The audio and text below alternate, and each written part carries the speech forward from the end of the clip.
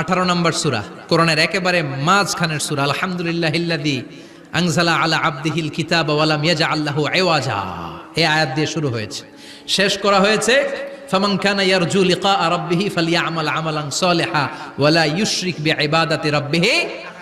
আর মাঝখানে আছে ওয়ালিয়াতালাত্তাফ। হাফেজ সাহেবরা উত্তর দাও, মাঝখানে আছে কি?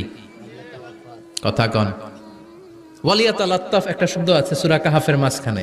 কোরআনের সব জায়গায় এক ফন্টে আয়াতগুলো লেখা, কিন্তু ওয়ালিয়াতালাত্তাফ মোটা করে লেখা আছে না, ডবল ফন্টে লেখা, মোটা, কারণ এটা কোরআনের একেবারে মাঝখানে অবস্থিত এই শব্দটা ওয়ালিয়াতালাত্তাফ।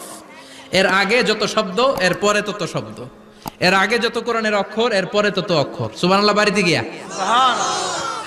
বিশ্বনবী বললেন সূরাতুল কাহাফ যে তেলাওয়াত করবে ইয়াকুনু লাহু নূর, এই সূরাতুল কাহাফ কিয়ামতের দিন তার সামনে বিশাল একটা আলো হয়ে আসবে।